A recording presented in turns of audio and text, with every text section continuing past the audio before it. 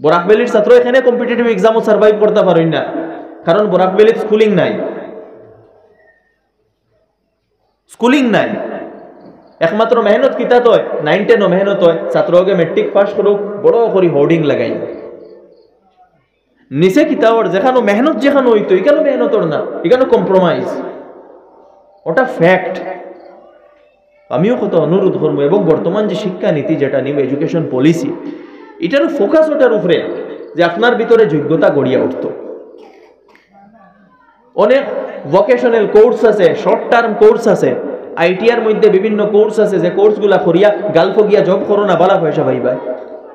গালফো আজকেও ইলেকট্রিশিয়ানের অনেক ডিমান্ড আছে, মোবাইল রিপেয়ার করনেওয়ালার ডিমান্ড আছে, কিন্তু সার্টিফিকেট লাগবে। এই যে না তার দিয়ে আমি শিখলাম ইলেকট্রিকর খাম আর গিয়া কই আমি ইলেকট্রিক এগু কেউ অ্যাকসেপ্ট করতো না। গভর্নমেন্ট সার্টিফিকেট দেখাও that you are electrician, government certificate দেখাও যে মোবাইল রিপেয়ারিং এর ডিপ্লোমা আছে, ল্যাপটপ রিপেয়ারিং এর ডিপ্লোমা আছে, প্লাম্বিং এর খাম আছে। এগুলো আইটিআই থেকে লওয়া যায়, কম মেহনতে আপনার কম খরচে পড়া যায়। তো উপার্জন করবার হইলে ওলা শর্ট রাস্তাও ওখানে আছে। দেখুন সব এক লেভেলর নাই, সবর যোগ্যতা এক লেভেলর নাই, সব ডাক্তার বনতে পারতা নাই, সব ইঞ্জিনিয়ার বনতে পারতা নাই, যোগ্যতা সবর ভেরি করে। তো যার যোগ্যতা একটু কম আইটিআই দিয়ে পড়ো, কোনো একটা স্কিল অর্জন করো, এরপরে কোনো প্রথম দিন যেন বড় প্যাকেজ পাইলেই বা এরকম না। পয়লা 1 বছর ছোটখাটো প্যাকেজের মধ্যে কাম করো, 1 বছর এক্সপিরিয়েন্স হইব, গালফ কান্ট্রির নিজের সিভি ফাটাও, বায়োডাটা ফাটাও, এক্সপিরিয়েন্স আছে, বালা জিও পাইবা, প্যাকেজ পাইবা, মাসে 3000 রিয়াল, 3500 রিয়াল, 4000 রিয়াল হইতে হয়। তো যোগ্যতার উপরে এগুলা নির্ভর করে।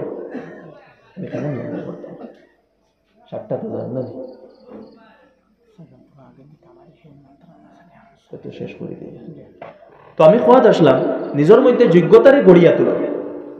আর শেষমেশ একটা কথা কইয়া আমার আলোচনা শেষ করব। প্রথমে আমি কইছিলাম আমরা এই যে সমাজের মধ্যে এত খারাপ অবস্থাগুলা কোন কারণে, কারণ হইল আমরা কাছে দিনের জ্ঞান নাই। আমি অনুরোধ করব দিনের জ্ঞানটা অর্জন করুন, দিনের জ্ঞান অর্জন করুন। এবং বিশেষ করে আমি অনুরোধ করব আমরা যারা স্কুল কলেজে পড়েন যে সমস্ত ছেলেমেয়েরা, তারার লাগি দিনের জ্ঞান অর্জন করা জরুরি। আমরা সমস্যা হয়েছে এখনো কোনো সিস্টেম এমনভাবে এস্টাবলিশ করা হয়েছে না যে সিস্টেমে রইয়া ছেলেমেয়েরা, স্কুল কলেজের ছেলেমেয়েরা লগে দিনী শিক্ষা পাইতো, কোরআন বুঝতো, হাদিস বুঝতো, নিজের জরুরি মাসাইলগুলা বুঝতো, আল্লাহ আল্লাহ রসুল এবং আল্লাহ আল্লাহ রসুলের ডর ভিতরে আইতো, তাকওয়া ভিতরে আইতো, এমন কোনো সিলেবাস আমরা এখনো ইন্ট্রোডিউস করছি না। এমনভাবে সিলেবাস ইন্ট্রোডিউস করই, সিস্টেম বানাই, আমরা নিজে একটা ছোটখাটো মেহনত করিয়া এর উপরে।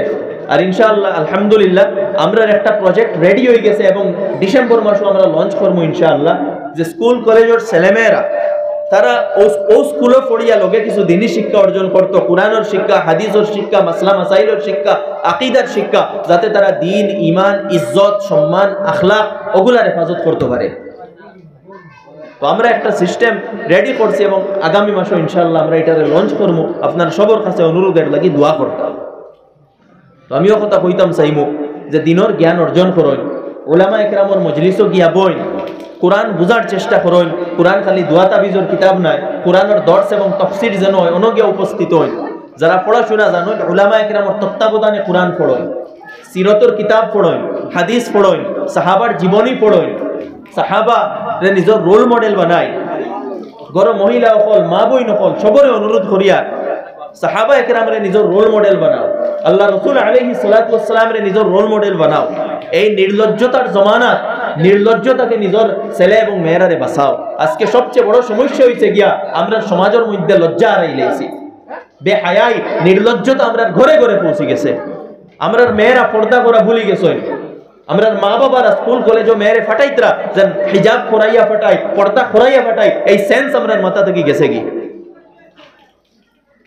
মেয়েরা তো আমরা মোবাইল তুলিয়া দিলেইছি, ছেলেরা তো মোবাইল তুলিয়া দিলেইছি, এরপরে কোনো খবরও নাই আমরা ছেলে এবং মেয়েরা পিতা করে। স্কুল কলেজের স্টুডেন্টসরা অবৈধ হারাম রিলেশনশিপের মধ্যে লিপ্ত। আপনি দিচ্ছেন ফোড়ার লাগি তারা রিলেশনশিপ, তারা আড্ডাই আর কি খড্ডা, আপনার পয়সারে খরচ খড্ডা, নিজের ভবিষ্যৎ নষ্ট খড্ডা, নিজের ইজ্জত আবরুরে কিতাবটা শেষ খড্ডা। আর আমরা মা বাবা ঘুমো। আমরা তো উম্মতে মুসলিমা, আল্লাহ রাসূল আলাইহিস সালাতু ওয়াস সালামের উম্মত। আমরা রেখা হইছে আল হায়াউ মিনাল ঈমান, হায়া লজ্জা শরম এগুলা ঈমানের অংশ। আজকে কই গেল আমরা সমাজে হায়া নাই কেনে?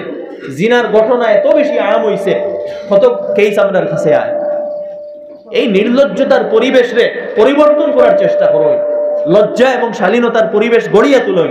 ঘরে ঘরে যাতে লজ্জা শরম হায়া এই জিনিস যাতে থাকে, আমরা ছেলেমেয়ের মধ্যে যাতে লজ্জা এবং শরম থাকে, এইভাবে তারা গড়িয়ে তুলুন। স্কুল কলেজে ছেলেমেয়েরা যাই তারা নসিহত করুন মা বাবায় যে তুমি তোমার লাইফের ব্যাপারে সচেতন থাকো, তুমি তোমার লাইফ কোনো মেয়ের পিছনে খাটাই ঘুরিবার লাগি তোমার জিও করিও না, লাইফ রে নষ্ট করিও না। মেয়ের নসিহত করুন, কোনো ছেলের করো ইয়া ঘুরিবার লাগি তোমার লাইফ রে নষ্ট করিও না। আল্লাহ আল্লাহ রসুলের ডর তারারে দেখায়, তারারে নসিহত করুন। ওয়াজাক্কির ফাইন্না যিকরা তানফাউল মুমিনিন, আল্লাহ তাআলা ফরমাইছেন নসিহত করুন, আলোচনা করুন, এটাই ফায়দা দেয়। আমরা কয়জন মা বাবাই আমরা ছেলে মেয়েরা এই নসিহত করি? আল্লাহ সুবহানাহু ওয়া তাআলা এই পুরা মখলুক, যত মখলুক সব আল্লাহ তাআলা বানাইছেন, আমরারেও বানাইছেন, এই পৃথিবী বানাইছেন, এই পুরা সৌরমণ্ডল বানাইছেন, সূর্য চন্দ্র গ্রহ নক্ষত্র সব কিছু বানাইছেন। অসংখ্য মখলুকাত আল্লাহ তাআলার। আল্লাহ তাআলার যে যত সৃষ্টি আমরা গনিয়া শেষ করতাম পারতাম না, কোনো নির্দিষ্ট সংখ্যা নাই আল্লাহ তাআলার সৃষ্টির। এত ব্যাপক, এত বেশি আল্লাহর সৃষ্টি। কিন্তু এই সৃষ্টির মধ্যে আশরাফুল মখলুকাত অর্থাৎ শ্রেষ্ঠ সৃষ্টি একমাত্র মানুষ। মানুষরে শ্রেষ্ঠ সৃষ্টি হওয়া হয়েছে। আর এই সৃষ্টি বা পুরা সৌরমণ্ডল, পুরা গ্যালাক্সির মধ্যে যা কিছু আল্লাহ তাআলা সৃষ্টি করছেন সব কিছু মানুষের লাগে। ওয়া খালাকা লাকুম মা ফিল আরদি জামিআ, আল্লাহ তাআলা এই দুনিয়া যতটা বানাইছেন সব তোমাতান লাগি বানাইছেন। তো বোঝা গেল মানুষের ইনো মর্যাদা সবচেয়ে বেশি। এখন প্রশ্ন হইল মানুষের মর্যাদা খেনে সবচেয়ে বেশি? খেনে অন্যর মর্যাদা মানুষ থাকি উপরে নাই, খেনে সূর্যর মর্যাদা মানুষ থাকি বেশি নাই, খেনে চন্দ্রর মর্যাদা মানুষ থাকি বেশি নাই, খেনে বাঘ এবং সিংহর মর্যাদা মানুষ থাকি বেশি নাই, খেনে জিন্নাতর মর্যাদা মানুষ থাকি বেশি নাই, মানুষের মর্যাদাটা বেশি খেনে। কারণটা কি? তার আল্লাহ সুবহানাহু ওয়া তাআলা কুরআনে পাকে ফরমাইতরা, ইন্না আরাদনাল আমানাতা আলাস সামাওয়াতি ওয়াল আরদি ওয়াল জিবাল ফাআবাইনা আন ইয়াহমিলনাহা ওয়া আশফাকনা মিনহা ওয়া হামালাহাল ইনসান। আমি আমানত, আমানত কি একটু পরে হইয়া, আমানত জমিনের সামনে উপস্থাপন করছি, আকাশের সামনে উপস্থাপন করছি, পাহাড়ের সামনে উপস্থাপন করছি যে তুমি তাই নেই আমানতরে গ্রহণ করো। আর এগুলা ওইলা সবচেয়ে শক্তিশালী মখলুক, দেখতে সময় সবচেয়ে বড়, সবচেয়ে মজবুত। ফাআবাইনা আন ইয়াহমিলনাহা, এরা কেউ এই আমানতরে গ্রহণ করছে না। ওয়া হামালাহাল ইনসান, মানুষে এই আমানতরে গ্রহণ করছে। আমানত অর্থ কিতা? আমানত অর্থ রেসপন্সিবিলিটি, দায়িত্ব। দায়িত্ব মানুষে গ্রহণ করছে। কিসের দায়িত্ব? আল্লাহর বন্দেগীর দায়িত্ব, আল্লাহর গোলামির দায়িত্ব। এক লেভেলের গোলামি তো সবে খড্ডা, যত মখলুক আছে সবে খড্ডা, কিন্তু দায়িত্ব লইয়া যে গোলামি। দেখুন, এক কাম আপনি যদি এমনেও করেন, কেউ কোনো দায়িত্ব দিছে না, এমনেও আপনি এক কাম খড্ডা, ই কাম চাহে আপনি খামো সফল হোক্কা খামো বিফল হোক্কা, আপনার কেউ কিচ্ছু হইতো না। কিন্তু এক জিনিসের দায়িত্ব যদি কেউরে দেওয়া হয়, আর সেই দায়িত্ব যদি সেই ব্যক্তি পুরা করতে না পারে, তাহলে জবাবদিহি দিতে লাগবে, উত্তর দেওয়া লাগবে, যেন খেনে আদায় করতে পারলাই না। তো মানুষের যে দায়িত্ব, এই দায়িত্বর সম্পর্ক তার জবাবদিহির লগে।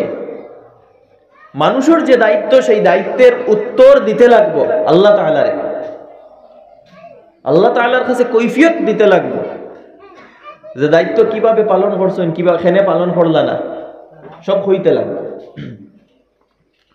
তো দায়িত্বটা কি তার? আল্লাহ তাআলার গোলামীর। আল্লাহ সুবহানাহু ওয়া তাআলা কোরআনে পাকে ফরমাইছেন, ওয়ামা খালাকতুল জিন্না ওয়াল ইনসা ইল্লা লিয়াবুদুন, আমি জিন্নাত এবং মানুষের সৃষ্টি করছি একমাত্র আমার গোলামীর লাগে। আমরা এই দুনিয়াত আমরার হকিকতটা হইল আল্লাহর গোলামী, ওটাও আমরার দায়িত্ব, ওটাও আমরার লক্ষ্য এবং উদ্দেশ্য। আল্লাহ তাআলার গোলামী করলে কিতা হইব? আল্লাহ তাআলার গোলামী করলে আল্লাহ তাআলা আমরার উপরে রাজি হইবা, সন্তুষ্ট হইবা। আর আমরার মৃত্যুর পরে যে এক জীবন আছে, অনন্ত জীবন, আমরা এই দুনিয়ার জীবন তো শেষ হয়ে যাইব, আমরা তো সবেও জানি একদিন আমরা কবরও যাইতাম গে, কিন্তু মৃত্যুর পরে আরেক জীবন আছে যেটারে আখিরাত হওয়া হয়। সেই জীবনটা অনন্ত, সেই জীবন কোনোদিন শেষ হইতো নাই। তো সেই জীবনও আল্লাহ তাআলার সন্তুষ্টি লাভ হইব এবং আরামর সেই জীবন হইব, উত্তম প্রতিদান আমরা পাইমু। তো সেই উত্তম প্রতিদান অর্জন করার লাগি, আল্লাহর সন্তুষ্ট করার লাগি এই যে সীমিত জীবন আছে, এই সীমিত জীবনও আল্লাহর গোলামি করতে লাগবে।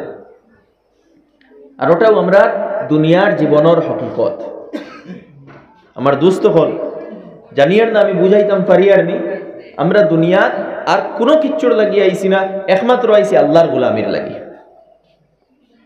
আল্লাহর বন্দেগি ওটা আমরা জীবনের উদ্দেশ্য। আমরা আল্লাহরে রাজি করতাম, খুশ করতাম, তান কথা মতো চলতাম, যাতে মরার পরে পরবর্তী যে জীবন আইব সেই জীবনও আমরা সফল হইতাম। ওটা হইল আমরা জীবনের লক্ষ্য এবং উদ্দেশ্য।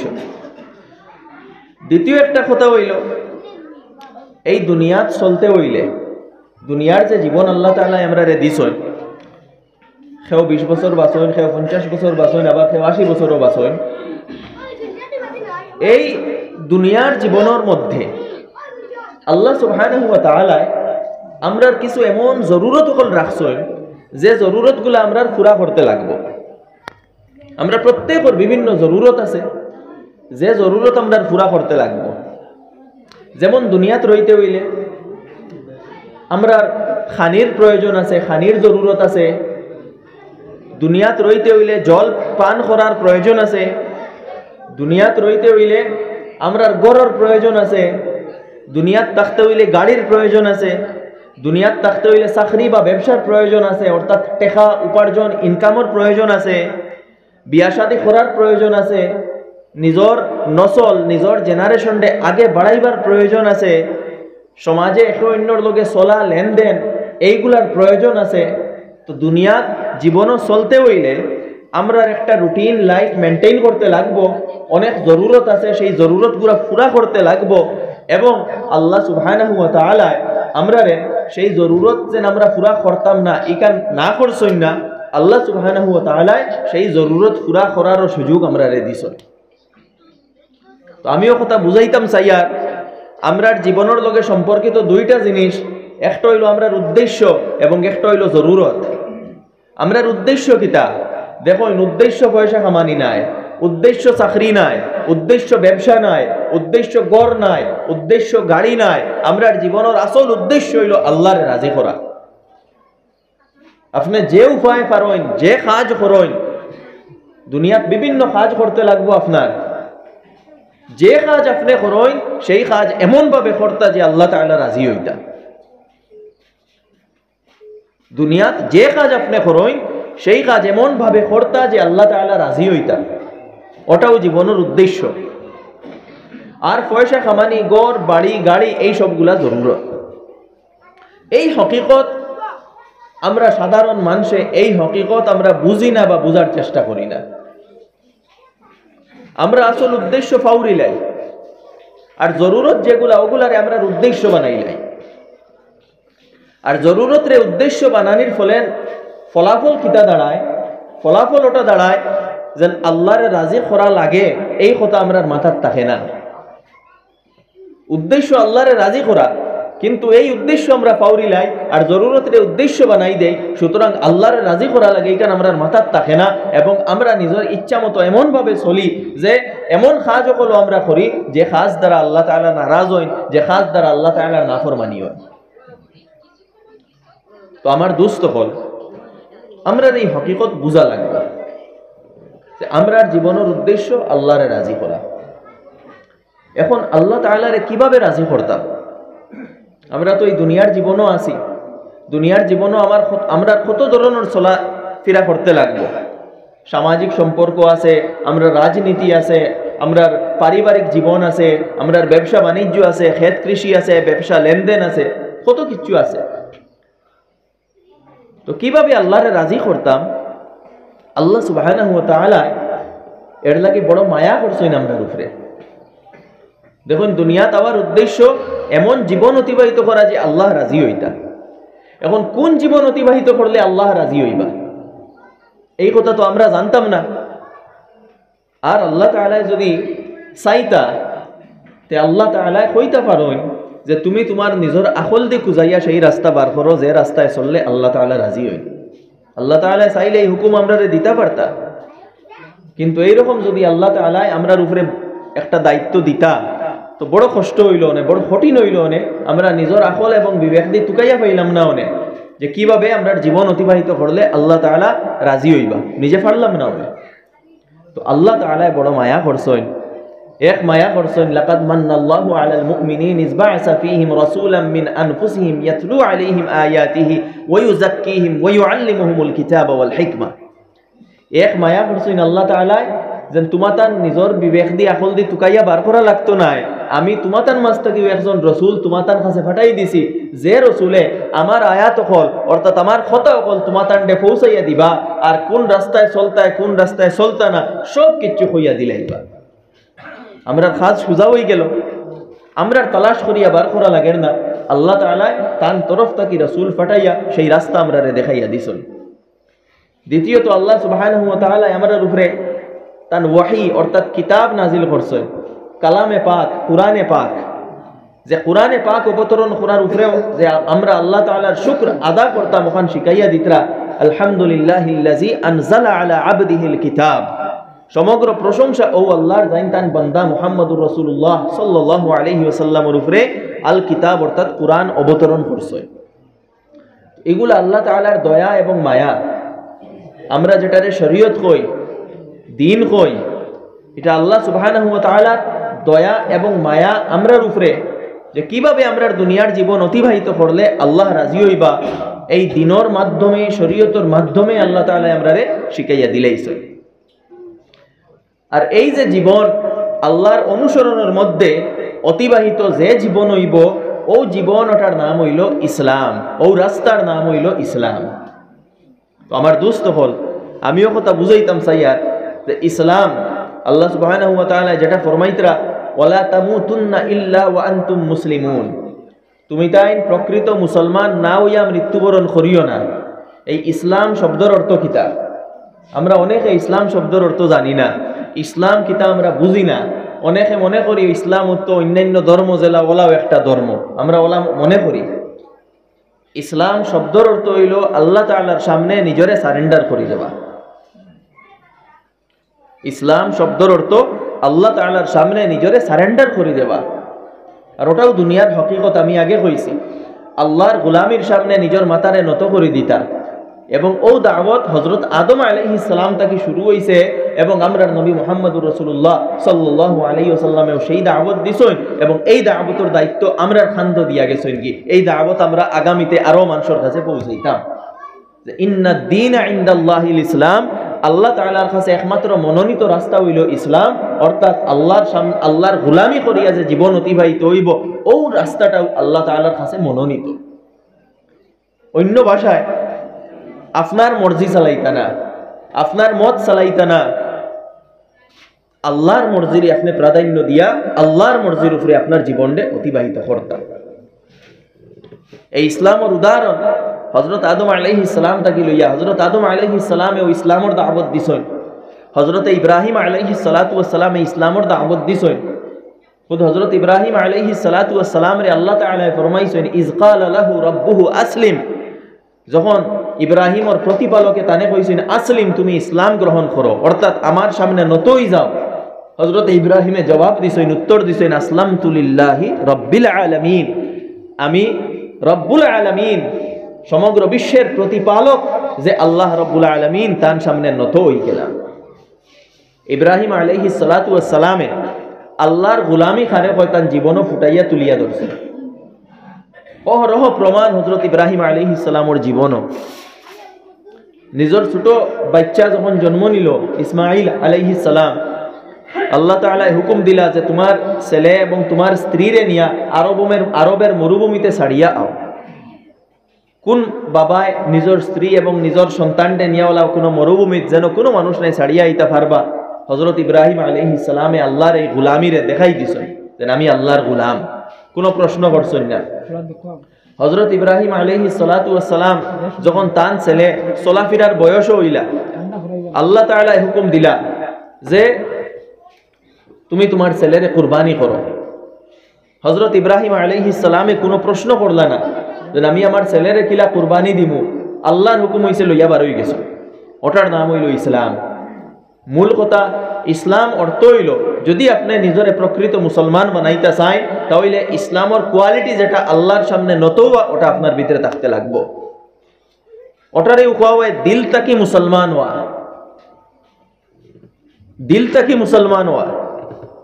এক ইসলাম হইল গিয়া বাহ্যিক, লম্বা কুর্তাও আছে, তকিও আছে, দাড়িও আছে, এত তসবিও আছে,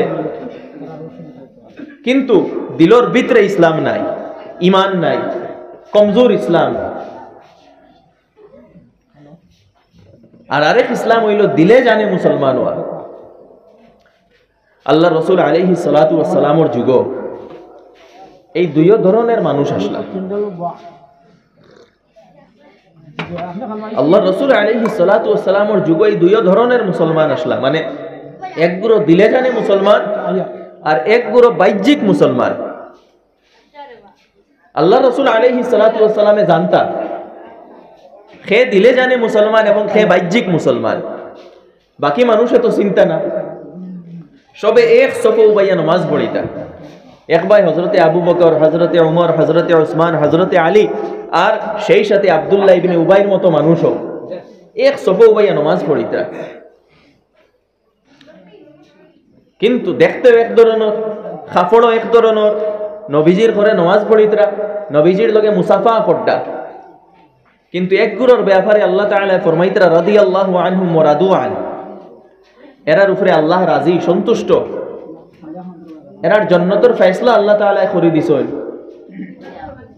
আর আরেক গুরুর ব্যাপারে আল্লাহ তাআলা ফরমাইতরা ইন্নাল মুনাফিকিনা ফিদ দারকিল আসফালি মিনান নার, যেই গুরু মুনাফিক এবং তারার পরিণতি হইব গিয়া জাহান্নামের গভীরে, তারা জাহান্নামের গভীরে গিয়া শাস্তি ভোগ করবা। পার্থক্য দেখুন, এক সফে উবাইয়া নমাজ পড়িতরা, নবীজির মজলিসও এক লগে বইতরা, কিন্তু এক গুরুর ব্যাপারে আল্লাহ তাআলা জান্নাতের সার্টিফিকেট দিতরা, তান সন্তুষ্টির সার্টিফিকেট দিতরা। আরেক গুরুর ব্যাপারে আল্লাহ তাআলা কইতরা জাহান্নামের গভীরে গিয়া তারা শাস্তি ভোগ করবা। পার্থক্যটা কি তা দেখতে তো এক জাত, পার্থক্যটাও যে ইগুরোর ভিতরে দিলে জানে মুসলমান ইগুরা, আর ই যারা আছেন আব্দুল্লাহ ইবনে উবাইর দল, তারা বাহ্যিক মানুষের সামনে নিজরে মুসলমান বলিয়া দাবি করেন, তারার দিল ইমান ইসলামের কোনো দরদ নাই, তারা আল্লাহর গোলামিরে স্বীকার করছেন না, তারা বরং আল্লাহ রসুল এবং মুসলমানকে ক্ষতি পৌঁছাইবার লাগে ষড়যন্ত্র অকল খড্ডা, যারা রে মুনাফিক খোয়া হয়। ওমা হুম বিমুমিনিন ওমিনান নাসি মান ইয়াকুলু আমান্না বিল্লাহি ওয়া বিল ইয়াউমিল আখির ওমা হুম বিমুমিনিন। আল্লাহ তাআলা ফরমাইতরা কিছু মানুষ যারা আইয়া কইবা আমরা আল্লাহরে মানি, কিয়ামতের দিন মানি, ওমা হুম বিমুমিনিন, কিন্তু এরা প্রকৃত মুমিন নাই। ইউখাদিউন আল্লাহ, এরা আল্লাহরে ধোঁকা দেয়। এই যে মুনাফিক যারা, উভয়গুলোর বৈশিষ্ট্য আমরা দেখতে লাগবো। মুনাফিকর বৈশিষ্ট্য কিতা আসলো আর যারা প্রকৃত মুমিন এরার বৈশিষ্ট্য কিতা আসলো। প্রকৃত মুমিন এরার বৈশিষ্ট্য বিভিন্ন হাদিসের মধ্যে আইছে। কোন জায়গা আইছে যে তারা বাই বাই হইয়া থাকেন, তারা অন্যর শুভকামনা করেন, সব ধরনের ভালো কোয়ালিটিজ এরার ভিতরে, এরা ইমানদার, আমানতদার, এরা অন্যরে কষ্ট দেন না, এরা অন্যর বালাই চাইন, এরা হক হালালে থাকেন, বিভিন্ন কোয়ালিটিজ বলাইছে। আর ইগুলোর ব্যাপারে কিতা আইছে, ইগুলো খেনে জাহান্নামর গভীর, তারার কিতা গলতি ভুল কিতা কিছু তো আগে কই দিছি, দিলে জানে মুসলমান নাই। আর যেহেতু দিলে জানে মুসলমান নাই, খালি মুখে কইতরা যেন আমরা মুসলমান, বিত্তর মুসলমান নাই, তো তারা কিতা হইতা আল্লাহর গুলামি এগুলো অ্যাকসেপ্ট করছেন না। সুতরাং আল্লাহ রসুলে তারার কিছু কোয়ালিটি বর্ণনা করডা, ইজা হাদ্দাসা কাযাবা, যখন মাতিতা মিসা মাতিতা, মাতিতা মিসা মাতিতা, এতে বোঝা গেল মিসা মাতিগো খার কোয়ালিটি, এগো মুসলমানের কোয়ালিটি নাই। যে মিসা মাতিব মাতিতে সময় দুনিয়ার মানুষে হয়তো আপনারে মুসলমান কইবা, আল্লাহর কাছে কিন্তু আপনার ইসলাম পরিপূর্ণ হইছে না। ওলা ইজা ওয়াদা আখলাফা, যখন এরা ওয়াদা করেন, ওয়াদা করলে ওয়াদা ভঙ্গ করিলাই, জবান দিলা, জবান দিয়া জবান ভঙ্গ করিলাই, তো জবান ভঙ্গ করা এটা মুসলমানের পরিচিতি নাই, এটা মুনাফিকের পরিচিতি। ওয়াইজা তুমি না খানা, যখন কোনো আমানত অর্থাৎ কোনো দায়িত্ব দেওয়া হয়, আমানত খেয়ানত করই, আমানত খেয়ানত করা এটা মুনাফিকের পরিচিতি। আমানত একটা বড় ব্যাপক অর্থবহুল শব্দ। রেসপন্সিবিলিটি, এই রেসপন্সিবিলিটিটা পয়সার ব্যাপারে হোক, রিপ্রেজেন্টেশনের ব্যাপারে হোক, দায়িত্বর ব্যাপারে হোক, বিভিন্নভাবে এই আমানত আমরা উপরে আইয়া থাকে। একটা হইল পয়সার আমানত, মসজিদের পয়সা, মাদ্রাসার পয়সা, এইসবগুলো আমানত। এগুলো আপনি খরচ করতে পারতা নাই, ব্যবসাত লাগাইতে পারতা নাই, বা একজনে আপনার কাছে এমনি পয়সা রাখছে আমানত হিসাবে, এটা আমানত। এইভাবে আপনার কাছে কোনো খামর পয়সা দেওয়া হয়েছে, রাস্তা বানানির পয়সা, কুয়া বানানির পয়সা, ঘর বানানির পয়সা, পাবলিক টয়লেট বানানির পয়সা, এটা আমানত। এটা যে কাজর লাগিয়ে আইছে ও কাজ লাগতো, এটা তাকে আপনি নিতে পারতা নাই, দিলে আমানত খেয়ানত হইব। স্কিমর পয়সা। এরপরে দায়িত্ব সম্পর্কে, আপনারে যে দায়িত্ব দেওয়া হয়েছে, আপনার দুনিয়ার উপরে যে দায়িত্ব আছে, চাহে শিক্ষকতার দায়িত্ব, চাহে পুলিশের দায়িত্ব, চাহে আর্মির দায়িত্ব, চাহে কোনো অফিসের অফিসার হিসাবে তা হোক না কেন, যে দায়িত্ব আছে দায়িত্বটারে যথাযথভাবে আদায় করা, এটা হইল আমানত। এবং যথাযথভাবে আদায় না করা, এটা হইল খেয়ানত। ঠিক ওইভাবে ওয়াইজা খাসামা ফাজারা, মুনাফিক এরা যখন ঝগড়া লাগতো তো খারাপ ভাষায় গালিগালাজ করতা। খারাপ ভাষায় গালিগালাজ করা এটা কোনো মুমিনর, মুসলমানের পরিচিতি নাই, এটা মুনাফিকর পরিচিতি। তো আমি ওখানে খোয়াত আসলাম যে আমরা লাগে জরুরি হইল ইসলাম খারে হয়, ইসলাম কোন জিনিস ওটা বুঝা আমরা লাগে জরুরি। যে আমরা তো নিজরে মুসলমান হইয়া, কিন্তু আমরা ইসলামিকান কোরআন এবং হাদিসের দৃষ্টিতে আল্লাহর কাছে প্রমাণিত হয়নি না, আমরা না আমিগুন মুনাফিকর লিস্ট যার। এখানে আমরা নিজের যাচাই করা লাগবে। আমরা এই যাচাই করি না, আমরা এই যাচাই করা লাগবো যে আমরা নিজরে মুসলমান বলিয়া দাবি করিয়া আমরার নাম ইটাই আল্লাহ তাআলার যে লিস্ট আছে, আল্লাহ তাআলার মুসলমান হলোর লিস্ট না মুনাফিকর লিস্ট আপনার নাম ইখান যার। আমার দোস্ত হল, আমিও কথা বুঝাইতাম সাইয়ার, ইসলাম অর্থাৎ দিলে জানে যদি আপনি মুসলমান হইতে চাইন, তো আল্লাহ তাআলার সামনে মাথা নত করতে লাগবো, আল্লাহ তাআলার হুকমর সামনে নিজরে সারেন্ডার করতে লাগবো, এবং আপনার জীবন ইকান পুরাপুরি আল্লাহর মর্জির অনুসারে অতিবাহিত করতে লাগবো। ওটার নাম ইসলাম। আর এই ইসলামিক গুণাবলীগুলা যদি আপনার ভিতরে আই হয়, আমার যে বিষয় দেওয়া হয়েছিল সমাজের মধ্যে বিভিন্ন সমস্যা এবং তার প্রতিকার, এই কোনো সমস্যা থাকতো না। আমরা সমাজও আজকে সমস্যা কারণ কিতা, কোন কারণে আমরা সমাজও সমস্যা? সমাজও সমস্যা ও কারণে যে আমার মধ্যে ইসলাম নাই, আমরা এখনো মুসলমান হইতাম পারছি না। আধার কার্ডও মুসলমান আমরা হইতাম পারি, রাশন কার্ডও মুসলমান হইতাম পারি, কিন্তু অন্তর দিয়া মুসলমান এখনো আমরা হইতাম পারছি না। যদি অন্তর দিয়া মুসলমান হয়ে যাইতাম, তাহলে আজকে আমরা সমাজও এই অবস্থা রইল না, অনেক এবং আমরার উপরে এত জালিম হলো মুসল্লত হইলা না হবে। আমার দুস্থ হল প্রথমে আমরা ইসলামর গণ্ডির ভিতরে আইতে লাগব। সমস্যা হইছে যে আমরা ইসলামর কনসেপ্ট পুরা বুঝি না। মুসলমান হইতে গেলে কোন কোন কোয়ালিটিস থাকতে লাগে এইগুলো আমরা বুঝি না। আমরা গাফলতর জীবন অতিবাহিত করি। সবচেয়ে জরুরি হইল আল্লাহ তাআলার সামনে নিজরে নত করি লইতা এবং আল্লাহ তাআলার কথা মতো আপনার পুরা জীবন ওটারে অতিবাহিত করতা, ওটার নাম ইসলাম। এর মধ্যে আপনার কিছু আছে পিলার্স, ইসলামর কিছু আমাল হল এগুলারে পিলার্স হওয়া হয়, রুকুন হওয়া হয়। আমরা প্রত্যেক জানি ইসলামর রুকুন 5টা। বুনিয়াল ইসলামু আলা খামসিন, ইসলামর ভিত্তি 5টা জিনিসের উপরে। আমরা সবে জানি কলিমা, নমাজ, রোজা, হজ, যাকাত, এটাই নইল ভিত্তি, এটাই পুরা ইসলাম না। এক গড়ের যেভাবে ভিত্তি থাকে, একটা গড় আপনি বানাইন, যদি এই গড়ের পইলে আপনি পিলার দিবা, পিলার না দিয়ে তো গড় বানাইতে নাই। এই পিলার গড়ের যেভাবে পিলার আছে, যে পিলার ছাড়া আপনার গড় বন্ত নাই, ঠিক এইভাবে কলিমা, নমাজ, রোজা, হজ, যাকাত এগুলো হইল আপনার ইসলামর যে গড়, সেই গড়ের ভিত্তি। আবু পুরা গড় হইছে না, আবু ওয়াল দিতে লাগবো, উপর ডালাই করা লাগবো, এরপরে সুন্দর করতে হইলে এখানে পেইন্ট করা লাগবো, এখানে টাইলস লাগানি লাগবো, এখানোর উপরে আরো রুফ সিলিং লাগাইতে লাগবো, এখানে প্লাম্বিং পাইপ লাগাইতে লাগবো, ইলেকট্রিসিটি কানেক্ট করতে লাগবো। তখন গিয়া আপনি সেই গড় ফারইতে পারবা, সেই গড়ের ইনগ্রেশন করবা। আপনি যদি এক গড়ের খালি পিলার সাইডটা উঠাই আর উঠাইয়া কইন যদি আমার গড় হয়ে গেছে, এটা গড় হয়ে গেছে নি? জি না। এই গড় এখানটা ওয়াল দিতে লাগবো, উপরে ছাদ দিতে লাগবো, এরপরে এখানটা আরো সুন্দর প্লাস্টার করা লাগবো, পেইন্ট করা লাগবো, টাইলস লাগাইতে লাগবো, ইলেকট্রিকের কানেকশন দিতে লাগবো, এর বাদে গিয়ে আপনি গড় ফার হইবা। ইসলামের ক্ষেত্রে আমরা অনেকে মনে করি যে ইসলামের ফরজ ও 5টা। বেশিরভাগ আম কনসেপ্ট ওলা মানুষে মনে করো ইসলামের ফরজ 5টা, কলিমা, নমাজ, রোজা, হজ, যাকাত। আর ও 5টা মনে করিয়া ওগুলো আমরা সঠিকভাবে আদায় করি না। নমাজের মধ্যে গাফলতি, যাকাতের মধ্যে গাফলতি, হজের মধ্যে গাফলতি। আমার দোস্ত বল, ইসলাম শুধু 5 জিনিসে সীমাবদ্ধ নয়, এগুন পিলার, এগুন শুধু ফরজ না, এগুন রুকুন। এছাড়া ইসলামের মধ্যে অসংখ্য জিনিস ফরজ রইয়া গেছে, অসংখ্য ফরজ সকল রইয়া গেছে।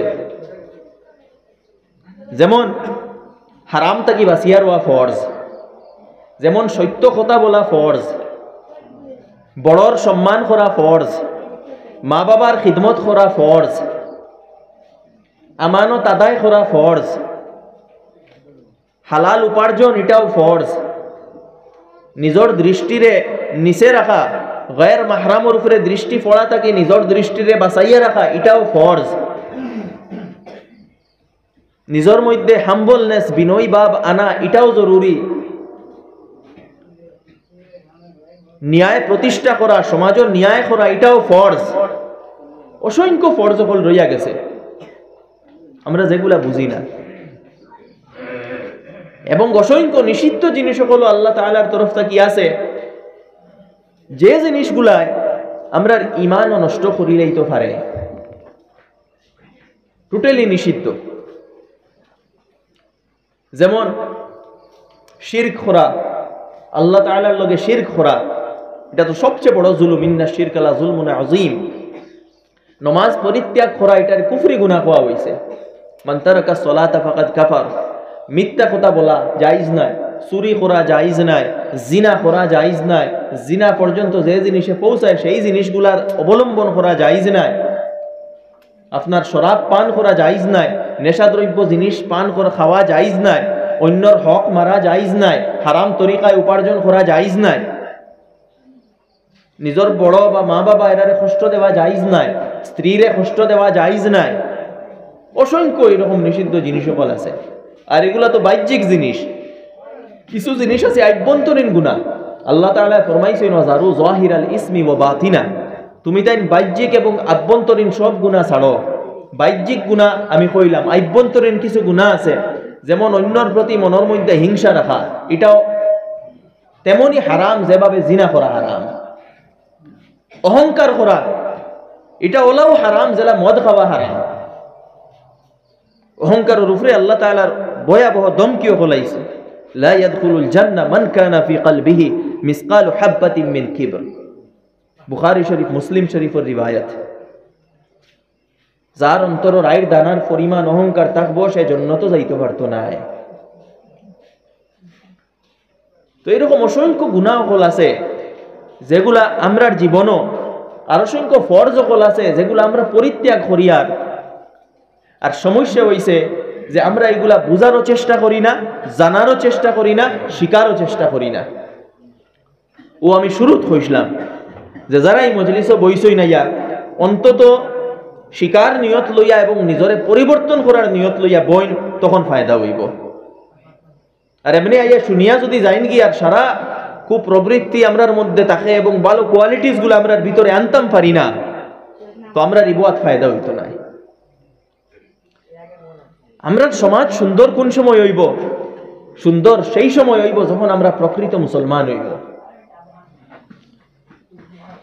আপনার যেভাবে নমাজ পড়স, দেখুন নমাজের পাবন্দ দুইটা। নমাজ এমন বস্তু, এমন ইবাদত, যে ইবাদতর আসলে কোনো ওয়াজ করার প্রয়োজনও আসলো না। মানে নমাজরে আমরা ওলা গুরুত্ব দিতাম আসলাম যে নমাজের লাগে খোয়ার প্রয়োজনও নাই। আজান হইতেও আমরা মসজিদে আইয়া নমাজ পড়িতাম, ওলা হালত হইতো আসলো। আজকে আমরা দিনর যে মূল বুনিয়াদ, সেই বুনিয়াদের উপরে আমরা নাই। তো সমাজ তো নষ্ট হইব। আমরার মধ্যে নমাজ হইল আল্লাহর সবচেয়ে বড় জিক্র, এটার এস্টাবলিশ করতাম পারলাম না। কুরআনে পাক কত জায়গাত আল্লাহ তাআলা হুকুম করছেন, আকিমুস সালাহ, আকিমুস সালাহ, নমাজ স্থাপন করো, জমাতর সাথে মসজিদে আইয়া নমাজ পড়ো। ফজরের সময় মানুষ থাকুন না, এশার সময় মানুষ থাকুন না, আসরের সময় সব বাজারও যাইন গি। ভাই নমাজের ফিক্র ওলা মাথার থাকতো। আল্লাহ রাসূল আলাইহিস সালাতু ওয়াস সালামে ফরমাইতেন, রাজুলুন কলবুহু মুআল্লাকুম বিল মাসাজিদ। ও মানুষ যার অন্তর মসজিদের লগে সব সময় লটকাইল থাকে, ঝুলন্ত অবস্থায় থাকে। আপনার অন্তরে সব সময় মসজিদের চিন্তা থাকতো। আপনি খামো গেছেন, নেক্সট নমাজ কয়টাত, আপনার এই কথা চিন্তা থাকতো। আর সেই সময়টাই আপনি নমাজ ধরতা। তো নমাজের মধ্যে আমরা গাফলতি, আমার দোস্ত তখন নমাজের গাফলতি দূর করে দেয়। রাত সঠিক সময়ে ঘুমাইন, ফজরের সময় উঠোইন, ফজরের নমাজ পড়ইন, এরপরে আপনার যে কাজ করবার সেই কাজ করইন, দেখবেন আপনার জীবনও বরকত আইব। আমরার জীবনও বরকত আয় না, কারণ আমরার সকাল হয় না এটা। আর আল্লাহ রাসূল আলাইহিস সালাতু ওয়াস সালামে ফরমাইছেন, এই উম্মতের বরকত হইল একবারে প্রভাতে। ফজরের পরেও যে টাইম, ও টাইমও আপনি যে কাজগুলা করবা ওগুলাত বরকত পাইবা। সমৃদ্ধি আইব, সুখ আইব, শান্তি আইব, বেমার থাকি বাঁচিবা। বিভিন্ন ট্রাইবেল এরিয়াত গুলা দেখবা, তারা ফজর পরেও তারা খায় খারবার, তারা সবকিছু শুরু করে দেয়। তার লাগি তারা ফিজিক্যালিও ফিট, টাকা পয়সার দিকেও ফিট। ডিমাপুর সব মানুষ, করিমগঞ্জের হাইলাকান্দির মানুষ ডিমাপুর পয়সা কামানি যায়। ডিমাপুরের বিশেষত্ব কিতা? ডিমাপুরের বিশেষত্ব আরো বিভিন্ন জিনিস আছে, কিন্তু আসল বিশেষত্ব আমি যেটা পাইছি, তারা ফজর পরেও মার্কেট শুরু করে দেয়, ফজর পরেও কারবার শুরু করে দেয়। আর এটার উপরে আল্লাহ রাসূল আলাইহিস সালাতু ওয়াস সালামের বরকতের দোয়া আছে। তো আমার দোস্ত, নমাজের আমরা পাবন্দ হইতাম। নমাজে আমরারে ডিসিপ্লিন বানায়, আমরারে পাঞ্চুয়াল বানায় এবং আমরার মধ্যে একতা আনে। জমাতে নমাজ পড়ার এত গুরুত্ব কেনে? এই একতা, আমরা যে এক উম্মত, এই এক উম্মত হিসাবে একটা সেন্স, একটা স্পিরিট আমরার ভিতরে আইতো, যার কারণে এক সফৌ বাইয়া এক ইমামের নেতৃত্বে আমরা নমাজ পড়ি। যখন ইমামে আল্লাহু আকবার কইবা, আমরা খেউইকান কইতাম পারতাম না যে না আমি এখন রুকুত যাইয়ার না, আমি 5 মিনিট বাদে যাইতাম পারমনি। শৃঙ্খলাবদ্ধতা আয়, আমরা উম্মত বানানি ওর। আর আল্লাহ তাআলার যে যত রহমত, যত দয়া, যত সাহায্য, এইসবগুলা উম্মতের উপরে। যখন আপনি উম্মত বনবা, আর উম্মত হওয়া হয় সুসংগঠিত এক জাতি। আর সুসংগঠিত জাতির ভিতরে এই কোয়ালিটিসগুলা থাকতে লাগে, ডিসিপ্লিন, পাঞ্চুয়াল, সময়ের আপনি খেয়াল করতা, আপনার কিছু লক্ষ্য উদ্দেশ্য থাকতো, তখন আপনি এবং আপনার মধ্যে মিলামিশা রইত, একতা রইত, তখন এক সুসংগঠিত জাতি হইল। এইভাবে যকাতও ফরজ। যকাত যারার উপরে নিসাব পরিমাণ মাল আছে প্রত্যেকের যকাত দিতে লাগবে। রোজা ফরজ, হজ ফরজ। আমরা অনেকে ভুল করি, হজ পয়সা আছে কিন্তু হজ যাই না, এবং অনেক মানুষ হজ তৈয়া উমরা তো যাই নাকি ভাই, উমরা যেসা দিন করা যায়, কিন্তু হজ যদি ফরজ হয় আমি সাজেশন ওখান দিব আগে হজ করেন। উমরা আপনার যেদিন ইচ্ছা যতবার ইচ্ছা আপনি করেন, কোনো অসুবিধা নাই, কিন্তু হজ যদি ফরজ হয় আপনি হজ ফরজ যদি আদায় করেন না আর সারা জীবন উমরা করেন, আপনার উপরে এই হজ ফরজ এগুলো রইব। যার কারণে হজ ফরজ হইলে আগে ফরজ হজগু আদায় করার চেষ্টা করুন, চিন্তা করুন। হ্যাঁ, যার উপরে হজ ফরজ নাই, এমন টাকা পয়সা নাই, তোলা 50-60 টাকা হয়েছে, ঠিক আছে, আল্লাহর বাড়ি গিয়া দেখি আই, এগুলো অন্য কথা। তো আপনার কাছে হজর যাওয়ার পয়সা আছে, এরপরে হজ না গিয়া খালি প্রত্যেক বছর উমরা যাইতে, আপনি প্রত্যেক বছর উমরা করলেও আপনার হজ আদায় হইত না। তো যার কাছে হজর পয়সা আছে আপনারা আগে হজ যায়, বাদে যদি আপনার কাছে পয়সা থাকে তো বেশ করে উমরা যাইন, কোনো অসুবিধা নাই। আর যার কাছে হজর পয়সা নাই, হজ ফরজও নাই, কিন্তু এমনি টাকা জমা করছেন আপনি 50-60 হাজার হইলে আপনি গিয়া একবার আল্লাহর বাড়ি ঘুরিয়ে আইতে পারবা, 10 দিন ঘুরিয়ে আইতে পারবা। 50,000 হইলে আপনি 8 দিন গিয়া 8-10 দিনের এক ট্রিপ করিয়া আপনি ঘুরিয়ে আইতে পারবা। তো যাই হোক, আমি ওখান খোয়াত আসলাম, হজ ফরজ, হজর উপরে গুরুত্ব দিবা। আল্লাহ রসুল আলাইহিস সালাতু ওয়াস সালামে ফরমাইছেন যে ব্যক্তির উপরে হজ ফরজ আর সে হজ করলো না, তার মৃত্যু ইহুদ এবং নাসারার মতো হইব, মুসলমানের মতো হইত না। হজর ব্যাপারে সচেতন হইবা। এরপরে আমরা পারিবারিক জীবন, আমরা সামাজিক জীবন, আমরা ব্যবসা বাণিজ্য, এইগুলার উপরে আমরা পুরাপুরি মুসলমান হইতে লাগবো। আমরা অনেকে মনে করি দিনদারির সীমা অতখান, নমাজ রোজা হজ জকাত তসবি জিকির অতখান হইল দিনদারি আমরা মনে করি, আর বাকি বাজু হইল গিয়া দুনিয়ার ব্যাপার, হিতা আমরার পার্সোনাল ব্যাপার, হিতার লগে দিনদারির কোনো সম্পর্ক নাই, ওলা অনেক মানুষে মনে করো। এটা হইল চরম সীমার ভুল ধারণা। ইসলামের মধ্যে দিন আর দুনিয়ার এই পার্থক্য নাই। আমি আগেও কইছি, আপনার পুরা জীবন ওখান আল্লাহ তাআলার গোলামির মধ্যে অতিবাহিত করতে, ওটার নাম হইল ইসলাম। আর এই গোলামি করে আরো তোরা বালা করে বুঝবার লাগি নমাজও ফরজ করা হয়েছে, জকাতও ফরজ করা হয়েছে, হজও ফরজ করা হয়েছে, রোজাও ফরজ করা হয়েছে, যে আপনি আল্লাহর গোলাম ওখান তোরা বালা করে বুঝতা করি, যার কারণে এগুলার রুকুন হওয়া হয়েছে। ওগুলা সবসময় আপনার ইয়াদ করাইয়া দেন যে আপনি আল্লাহর দাস, আপনি আল্লাহর বন্দা, আল্লাহর বন্দেগি করতে লাগবো। আর এই বন্দেগিটা মসজিদও সীমাবদ্ধ রইত না, এগুলো মসজিদের বাইরে আপনার পুরা 24 ঘন্টার জীবনও এই আপনার দাসত্বটা তো রইত। এখন আপনি মসজিদ থেকে বাড়িতে গেলাম, বাড়িতে যাওয়ার পরে ও আমরা পারিবারিক জীবনও দুইভাবে অতিবাহিত হয়। একটা হইল মুসলমান হইয়া, আর একটা হইল নামদারি মুসলমান হইয়া। যদি মুসলমান হইয়া আপনার পরিবারটা এক আদর্শ মুসলিম পরিবার বানায়, এই পরিবার মধ্যে স্বামী স্ত্রীর মধ্যে ঝগড়া থাকতো না, এই পরিবারও হরি এবং বউর ঝগড়া থাকতো না, এই পরিবারও ভাই এবং ভাইয়ে ঝগড়া থাকতো না, এই পরিবারও ভাই এবং বইনে ঝগড়া থাকতো না, ওটা হইল মুসলিম পরিবার। আর যে পরিবারের মধ্যে স্বামী স্ত্রীর মধ্যে ঝগড়া আছে, বা হরিয়ে বউরে সেতায়, হরিয়ে বউর উপরে জুলুম করে, বা বাইয়ে বাইয়ে ঝগড়া, বাইয়ে বইনে ঝগড়া, এটা মুসলিম পরিবার নাই, এটা মুসলিম পরিবার নাই। আপনার নমাজ, আপনার রোজা, আপনার হজ, আপনার তিলাওয়াত, এটা সব এক জায়গা, কিন্তু পরিবারের উপরে যদি আপনার জুলুম থাকে, বড়র হরুর উপরে জুলুম থাকে, আপনার জুলুমের পরিপ্রেক্ষিতে এই সারা আমল কিতা বেকার হইব। এক হরি হাজারো নমাজি আর হাজি আর তিলাওয়াত করনেওয়ালা উক্কা, সেই হরিয়ে যদি নিজের বউর উপরে, ঘরের বউর উপরে অত্যাচার করই, এই হরি কিন্তু জান্নাতে যাইতা নাই। চাই প্রত্যেক দিন তিলাওয়াত করুক, আর প্রত্যেক দিন তসবিহাত করুক, আর প্রত্যেক বছর উমরা করুক, কিন্তু বউর উপরে জুলুম করই, এই জান্নাতে যাইতা না। বাইয়ে বইনে ঝগড়া, এমনি খুব নমাজি, তাহাজ্জুদ গুজার, সব সময় জমাতে ওয়াক্ত লাগাইতরা, কিন্তু নিজের বোনের লোকে ঝগড়া, না হোক ঝগড়া, এটা কিচ্ছু কামো লাগতো না। এই ব্যাপারটা বড় সেন্সিটিভ ব্যাপার, আমরা এগুলারে হালকার মধ্যে লইলাই। ওটাও তো কইছি পরিবার দুই ধরনের, হয় মুসলিম পরিবার নতুবা ইসলামিক পরিবার নাই। আপনি পরিবারটারে মুসলিম পরিবার বানাই, যেখানে থাকবো মায়া মহব্বত, যেখানে থাকবো ন্যায়, যেখানে থাকবো ইনসাফ, যেখানে থাকবো একে অন্যের সাহায্য করার মানসিকতা, ওটা হইল মুসলিম পরিবারের আদর্শ। আর অমুসলিম পরিবারের আদর্শ কিতা? অমুসলিম পরিবারের আদর্শ হইল গিয়া মিসামাতা, ঝগড়া করা, একে অন্যর উপরে সন্দেহ করা, একে অন্যর পিছনে খুসাখুসি, একে অন্যরে খুঁটা দেওয়া, একে অন্যর অপমান করা, গীবত করা, ওগুলো হইল অমুসলিম পরিবারের নিদর্শন, আলামত। আপনি নিজে ডিসাইড করেন আপনার পরিবার মুসলিম পরিবার না অমুসলিম পরিবার।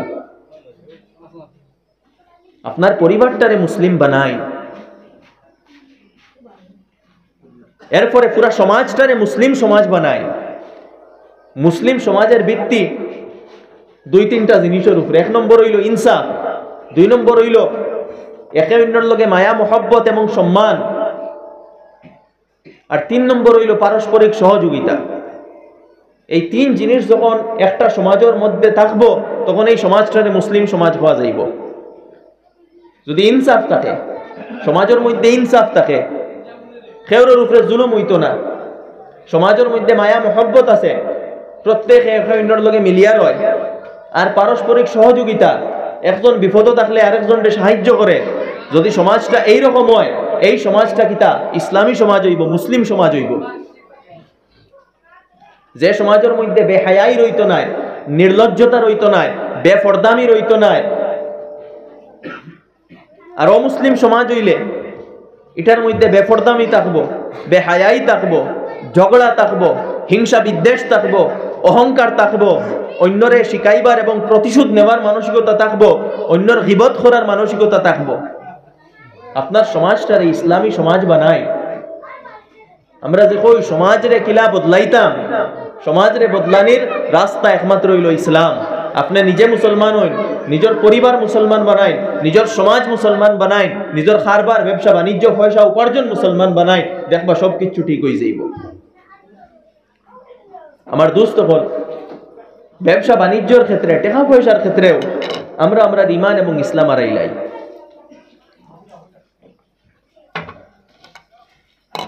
আমরা অনেক মানুষ আছি, নমাজও আমরা আছে, রোজাও রাখি, মাদ্রাসা মসজিদ আইন তো বেশ করি, টাকা সদকাও করি, হজও করি, উমরাও করি, কিন্তু ব্যবসা বাণিজ্য তো আমরা মুসলমান নাই। হারাম তরিকায় উপার্জন, হারাম তরিকায় ব্যবসা বাণিজ্য, লেনদেনও আপনার ট্রান্সপারেন্সি নাই, অন্যর হক মারিয়া খাবার মানসিকতা। যদি এই মানসিকতা থাকে, আপনার নমাজ, তিলাওয়াত, তাহাজ্জুদ, হজ সারা বেকার হয়ে যাইব, সব বেকার হয়ে যাইব। এই কোয়ালিটিস গুলো আপনার মধ্যে থাকতে লাগবে। টাকা পয়সার ব্যাপারে দেখুন, আমি আগে কইছি আমরার জীবনের উদ্দেশ্য আল্লাহরে রাজি করা, টাকা নাই। মানুষের জীবনের উদ্দেশ্য দুইটা হইতে পারে। এক উদ্দেশ্য মাল পয়সা কামানি, একটা উদ্দেশ্য, আর আরেক উদ্দেশ্য হইল আল্লাহরে রাজি করা। আমরার জীবনের উদ্দেশ্য আল্লাহরে রাজি করা, পয়সা কামানি এটা আমরার জরুরত। কিন্তু আমরা করছি কিতা, আমরা আল্লাহরে রাজি করা এখানে ফাউরি লাইছি, আর পয়সারে ওটারে আমরা উদ্দেশ্য বানাই লাইছি।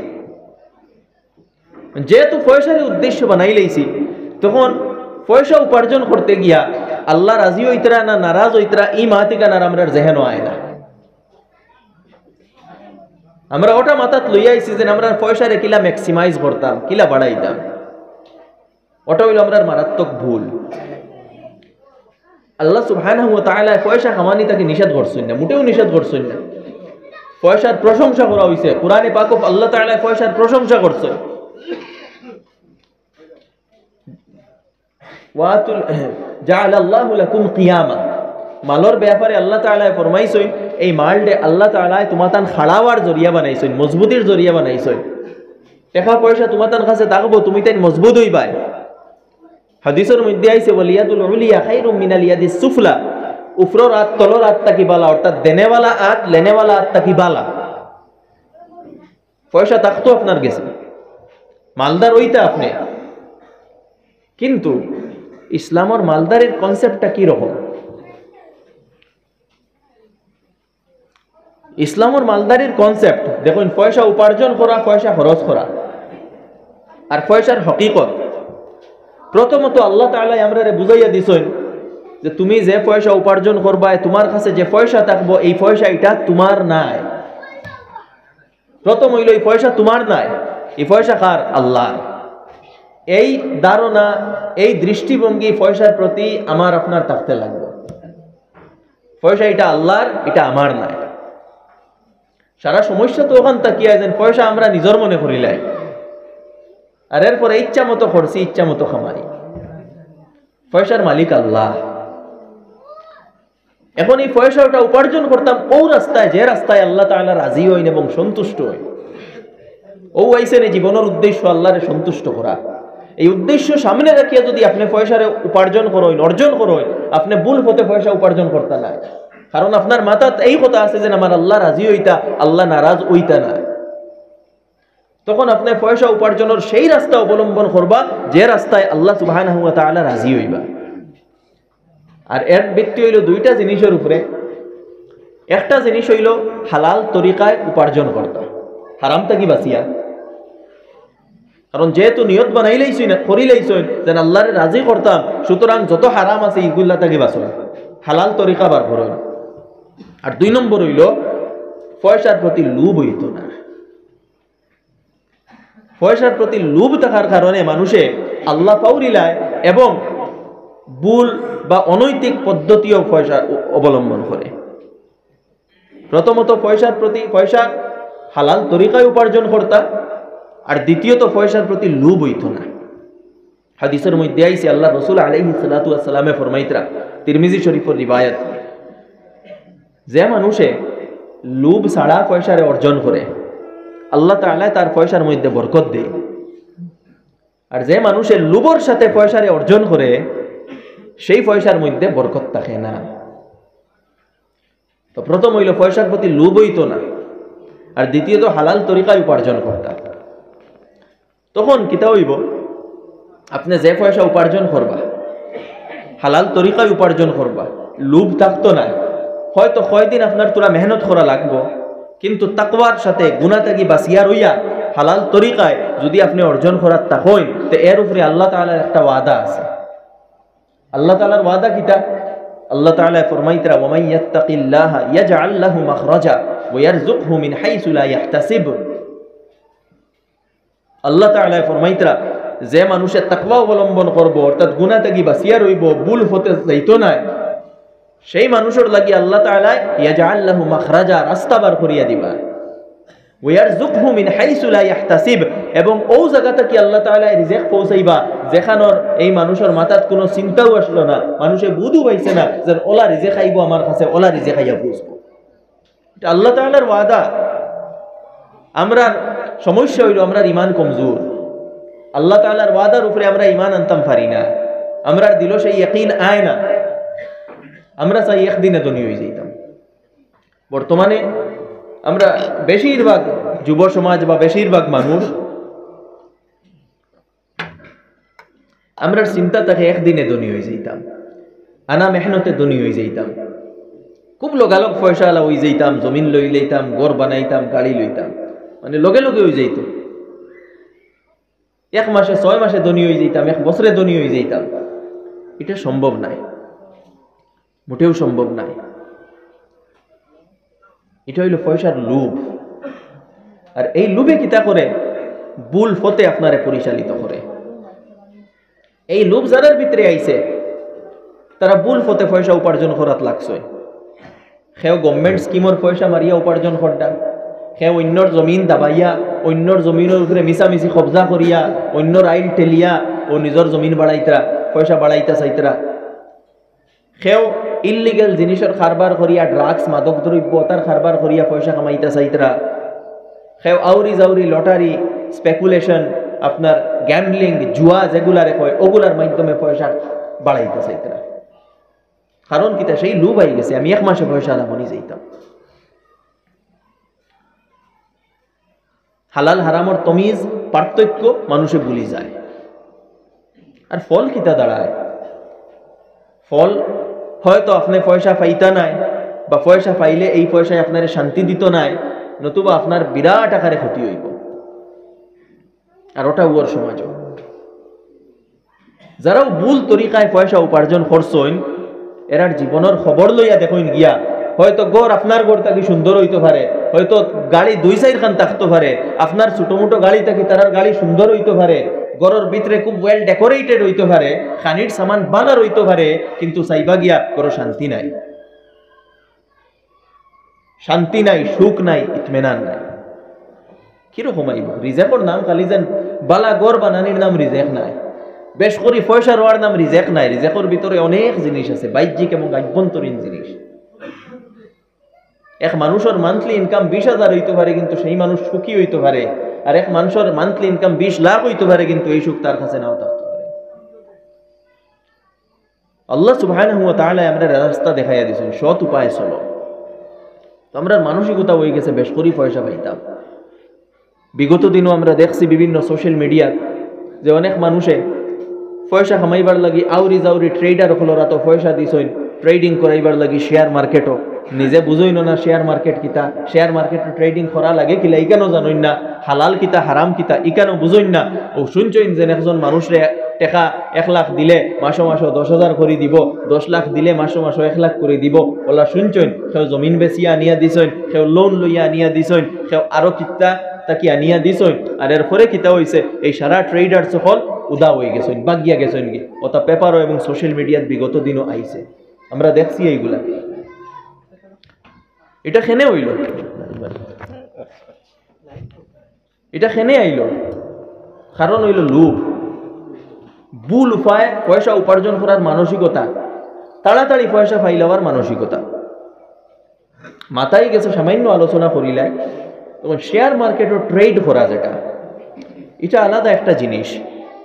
শেয়ার মার্কেট কোনো সহজ কোনো যেন খুব সোজা কোনো জিনিস এরকম নাই, এটা আলাদা একটা মার্কেট, এটার একটা লিগ্যাল এক্সিস্টেন্স আছে, এটার রেগুলেটরি বডি আছে।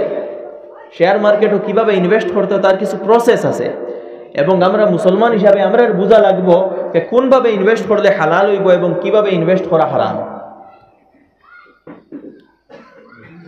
মানুষের শেয়ার মার্কেটও ট্রেডিংও লাগি যায়, কিন্তু প্রথমত শেয়ার মার্কেট কি জিনিস এখানে বুঝইন না, আর কোন কোন ট্রেডিং হালাল কোনগুলা হারাম এগুলাও বুঝইন না। যেমন বিগত দিনও আমরা দেখছি অনেক বালা বালা দাড়ি তো কিয়ালা মানুষ নিয়ে ট্রেডাররা তো পয়সা দিছে, পয়সা গেছে, মাইর খাইছে। আল্লাহ তাআলা তো আমরা বিবেক দিছে, অন্তত আমরা বিবেক দিয়া নিজের বিবেকরে প্রশ্ন করতাম আসলাম। তো পয়সা দিবার আগে উলামা একরাম আসেন, মুফতিয়ান একরাম আসেন, গিয়া অন্তত জিগাইতাম আসলাম তো যে এইভাবে পয়সা দেওয়া যাইবনি। স্টক মার্কেটও আমি সংক্ষেপে মাতিয়ার, এটা আসলে আলোচনার বিষয় নাই, যেহেতু অনেক যুবক এখানেও আসেন এবং অনেক ট্রেডার ওইখানেও থাকতে পারেন। স্টক মার্কেট বা শেয়ার মার্কেট এটা আপনার গভর্নমেন্ট রেগুলেট করে। এই স্টক মার্কেটও ইনভেস্ট করার কিছু প্রসেস আছে, প্রসেসটা কিতা, আপনি নিজে ট্রেড করতা, অন্যরে দিয়ে আপনি ট্রেড করাইতে পারতা নাই, অন্যরে পয়সা দিয়ে ট্রেড করা ইল্লিগেল। আপনি টাকা 1 লাখ দিলেই আর একজন ডেয়ার হেবেটায় ট্রেড করতো আর কিছু পয়সা পাইলে আপনারে দিত, এটা ইল্লিগেল। ট্রেড করতে হইলে আপনার নিজের আধার কার্ড, প্যান কার্ড এবং ব্যাংক অ্যাকাউন্ট থাকতে লাগবো, আর ওগুলা দিয়া আপনি ট্রেডর একটা অ্যাকাউন্ট বানাইবা যেটা ডিমেট অ্যাকাউন্ট এবং ট্রেডিং অ্যাকাউন্ট হওয়া, এটা আপনার থাকতো, আর আপনি নিজে নিজে ট্রেড করতা। এখন ট্রেড কোনগুলা করতা দেখুন, ট্রেড বিভিন্ন তরিকার আছে। কিছু ট্রেড আছে option trading, future trading, intraday, short selling, এই যেগুলো আছে এগুলা টোটালি জায়েজ না। আর আমরা যুবক সকল বেশি হঠাৎ ফালাই, অপশন করইন, ইন্ট্রাডে করইন, ফিউচার করইন, কেন লোকালোক ধনী হয়েছে এটা জানিয়ার না, কইতা কি মাথা তাইছে যে নিতা করলে বেশ পয়সা পাওয়া যায়, মোটেও না। অপশন এবং ফিউচার এগুলা ডেরিভেটিভস, এগুলা সাধারণ মানুষের বুঝার কোনো উপায়ও নাই। এগুলো হইল হল, আমি এক উদাহরণ দেই, বড়ি তো হলেও বাইছই, বড়ি বাইতে কিতা করা হয়, ফইলা যে জায়গাত আপনি বড়ি বাইবা ও জায়গাত কিছু বাতু তথা ওটা ফালাইবা, যে অন্য মাসুস জমা হয়। এরপরে আপনি টেফো বাত বা আটা বা জেসাতা লাগাই আপনি অন্য ছাড়িবা, মাছে এই খামড় মারতে টান দিবা। ডেরিভেটিভসগুলো ওরকম। অপশন ফিউচার যারা ট্রেড করেন এরা ওইলা মাছর ফোনা উফরে তখন অপারেটার, তারা ওলা তুলা তুলা ট্যাপ ছাড়বে। ট্যাপ ছাড়তে দেখলাম তো বাক্কা ইনো আছে, গেলাম কিছু খাইও লাইলাম, বুধ ভাইলাম বাক্কা আছে, আর বাদে ও বরিত লাগাইয়া যেমনে দিল আর খাওয়াত লাগলা এক টান মারি উঠাইলো, ও যেন 10 কোটি লাগাইছিল সারা শেষ। ডেরিভেটিভ ওরকম হয়, ওটাও রিয়েলিটি। আর শরীয়তের দৃষ্টিতে এটা পুরাপুরি হারাম। Option future intraday short selling এগুলা হারাম। তো প্রশ্ন হইল কি তা স্টক মার্কেটে ইনভেস্ট করা যায় না? নি যায়, অবশ্যই যায়। হালাল তরিকায় করুন না। ইকুইটির মধ্যে যারা হয়তো এখানে যারা বুঝেন স্টক মার্কেটও একটা হইল ইকুইটি ডেলিভারি অপশন। ইকুইটি ডেলিভারির মধ্যে আপনি ট্রেড করতে পারবা, যেটা ল অর্থাৎ আপনি নিজে কোম্পানির অংশীদার বনি যাওয়া। আর এটা একমাত্র হালাল কোম্পানিগুলোর মধ্যে যাইজ। হালাল কোম্পানি কিটা তার ক্রাইটেরিয়া আছে, আমি সেই দিকে আলোচনাতে কোন যাইতাম না। কিছু ক্রাইটেরিয়া আছে, কোম্পানি হালাল হইতো, তার লোন কম হইতো, তার হারাম ইনকাম কম হইতো, তার আর অ্যাসেট থাকতো, বিভিন্ন জিও আছে। যাই হোক, তো কোনো হালাল কোম্পানির মধ্যে আপনি যদি ট্রেড করেন এই ট্রেডটা যাইজ হইব, কিন্তু আউরি জাউরি কোম্পানির পয়সা লাগাইন বা ভুল পদ্ধতিতে ট্রেডিং করেন এগুলো হারাম হইব। আমরা যেগুলোর পয়সা আরিছে ডুবিছে, কোটি কোটি টাকা ডুবিছে ভুল পথে ট্রেডিং করার কারণে, আর তাড়াতাড়ি পয়সাওয়ালা বনবার কারণে। তাড়াতাড়ি কোনোদিনও পয়সা বানানি যায় না, তার একটা প্রসেস আছে, তার একটা রাস্তা আছে। সেই প্রসেসে সেই রাস্তায় ধীরে ধীরে ধীরে ধীরে মেহনত করি মানুষ পয়সা আলা বনে। আর আমি আগেও কইছি, আমরা জীবনের উদ্দেশ্য তো পয়সা আলা বনা নাই। আমরা জীবনের উদ্দেশ্য কি? তা আল্লাহরে রাজি করা। আর আল্লাহরে রাজি করি আপনি আমার হালাল তরিকা ইনকাম করেন না, যখন আল্লাহ দেখবা আমারই বন্দায় পয়সা ইনকাম করে কিন্তু আমার লাগি ভুল পথগুলাও ছাড়ি দিছে, ওমাইয়াত্তাকিল্লাহ ইয়াজআল লাহু মাখরাজা, আল্লাহ তাআলা তোমারেও দিবা। আর এই উসুল সবর লাগি সমান, মুসলমান নন মুসলিম সবর লাগি সমান। আপনি পৃথিবীর দ্য রিচেস্ট পিপল যারা, দ্য রিচেস্ট পার্সন যারা, মিলিয়নার্স বিলিয়নার্স, এরার জীবনী লইয়া পড়েন এবং দেখুন তারা একদিনে পয়সাওয়ালা বঞ্চন না 15 বছর স্ট্রাগল করিয়া বঞ্চন। অন্তত ইন্ডিয়ার মধ্যে যারা বিলিয়নার্স আছেন, আম্বানির লাইফ স্টোরি আপনি পড়েন, টাটার লাইফ স্টোরি আপনি পড়েন, বিড়লার লাইফ স্টোরি আপনি পড়েন, তারা কি তা একদিনে ওলা ধনী হয়ে গেছেন? যারা পড়াশোনা শিক্ষিত যুবক আমি কই, আর এরার লাইফ স্টোরি পড়িয়া দেখো, পয়সা আখতাও এমনি আই গেছে না, মেহনত লাগে, স্ট্রাগল লাগে। আর আমরা উদ্দেশ্য তো আগেও কইছি পয়সা কামানি নাই, আল্লাহরে রাজি করা। আল্লাহরে রাজি করার মন মানসিকতা মাথায় রাখেন, দেখবা আল্লাহ তাআলা এমনিও জরুরত কুলাইয়া দিবা, আর এক সময় আইব আল্লাহ তাআলা পয়সার ঢের দিবা, জায়গা করতে পারতা না। এটা সাহাবা একরাম প্র্যাকটিক্যাল আছে উদাহরণ। সাহাবা একরামর আল্লাহ রসুল আলাইহিস সালাতু ওয়াস সালামের সময় অনেক সাহাবা একরাম আসলা যারা দরিদ্র আসলা, কিন্তু এরপরে তারাও তাকওয়ার উপরে রইছেন। আল্লাহ তাআলা এমন দৌলত দিছেন, মিলিয়নার সাহাবা অকল আসলা। হযরতে আবু হুরায়রা রাদিয়াল্লাহু আনহু কইন, হযরতে আব্দুর রহমান ইবনে আউফ রাদিয়াল্লাহু আনহু কইন, হযরতে আবু হুরায়রা তো একবার নাক সাফ করডা রেশমের রুমাল, কত দামি এটা, মানে টপ ক্লাস রুমাল, আর টপ মোস্ট ব্র্যান্ডেড রুমাল তার কাছে, আর নাক সাফ করডা। আর ওখান কইতরা, হাই আবু হুরায়রা, একদিন তোমার হাল্লত কিতা আসলো, মসজিদে নববীত খানি না খাইয়া 3 দিন থাকি উপাস, আর বুকর কারণে শিকাইয়ার, আর মানুষে মনে করতা এগু মির্গি বেমারি মনে হয়, আইয়া গলাত ফাড়া মারি দরতা। হাই আবু হুরায়রা, আর আইজ তুমি টপ মোস্ট ব্র্যান্ডের রুমাল দিয়ে তুমি নাক সাফ করতে। ওলা জীবন আল্লাহ তাআলা বদলায়, এক অবস্থার থাকে না। তো টাকা পয়সার ব্যাপারে ইসলামী দৃষ্টিভঙ্গি যেটা, ওটারে ফলো করুন, হারাম তরিকাগুলা ছাড়ুন, হালাল তরিকায় উপার্জন করুন, পয়সার লোভ কমাই, আপনার জরুরত কমাই। খরচ করার ব্যাপারে ইসলামের নির্দেশনা বলি কত গুরুত্বপূর্ণ। আল্লাহ তাআলা ফরমাইতে, ওয়াল্লাযিনা ইযা আনফাকু লাম ইউসরিফু ওয়া লাম ইয়াকতুরু ওয়া কানা বাইনা যালিকা কাওয়ামা। আল্লাহর খাস বান্দা যারা, মায়ার বান্দা যারা, এরার নিশানি হইল এরা যখন মালটে খরচ করে তখন খরচ করতে সময় একবারে হাত খুলিয়াও দেয় না, আর একবারে হাত আটাইয়াও রাখে না, মধ্যম পন্থা অবলম্বন করে। ওটা হইল মুসলমানের পরিচিতি। খরচের ব্যাপারে আপনি মধ্যম পন্থা অবলম্বন করুন। আমরা অভাব ওখানে পড়ি, অভাব ও কারণে পড়ি যে আমরা স্ট্যাটাস, আমরার যে লেভেল আছে এই লেভেল থেকে অনেক উপরে আমরা যাওয়াত লাগি যায়। এবং যুবকগুলোর মধ্যে এই মানসিকতাটা বেশি। কিভাবে? আমি উদাহরণ দিই, যেমন আমার ও মোবাইল আছে 15-20 হাজার টাকার মোবাইলে আমার ওই যায়, এখন আমি যদি এক্সপেক্ট করি আমার কাছে আইফোন, দামি আইফোন, 1.5 লাখ টাকা আইফোন আমি লইতাম, আর টাকা আমার কাছে নাই, এই এক্সপেক্ট করাটাও তো ভুল। আমার দরকারটা কিতা, প্রয়োজনটা কিতা? আমার ও মোবাইলে যদি সব ওই যায়, 15-20 হাজারের মোবাইলে যদি আমার খাজ খুলাই যায়, আমি খেনে স্বপ্ন দেখতাম 1.5 লাখ টাকার মোবাইল আমি লইতাম, দরকারটা কিতা? আমার যদি জরুরত স্বাভাবিক একটা স্কুটি বা বাইকে খুলাই যায়, আমি 3 লাখ টাকার বুলেট লোয়ার স্বপ্ন খেনে দেখতাম, খারে দেখাইতাম কেন? আমরাও আমরার জরুরতের উপরে অনেক সময় খরচ খরাত লাগি যায়, যার কারণে বিভিন্ন সমস্যার আমরা শিকার হই। খরচ করতে সময়ও বুঝি শুনি খরচ করুন, ইনকাম করতে সময় সঠিকভাবে ইনকাম করুন, মধ্যম পন্থা অবলম্বন করুন, দেখবো আপনার জীবন সুখে যাইব। তো আমি কোয়াত আসলাম, আমরা লেনদেন, ব্যবসা বাণিজ্য, চাকরি নকরি এইগুলা হালাল হইত। লেনদেনও অনেক জায়গার মানুষে আল্লাহ পাউরিলে। আমার আগে মৌলানায় আলোচনা করছো, আমরা মুসলমান হইয়া অনেক মুসলমান হলে সুদ লোয়াত লাগি যায়। সুদর বিভিন্ন সুরত কল আছে। এক সুরত হইল জমিন বন্ধক দিয়া সুদ লওয়া। একজনের পয়সার জরুরত, আপনার কাছে মেইনাইছই না, আপনি পয়সা দিলেইছ, আর তান জমিন ওখান রাখছই, আর পয়সা দেওয়ার আগ পর্যন্ত জমিন ওখান আপনি খেত করি খাইতরা।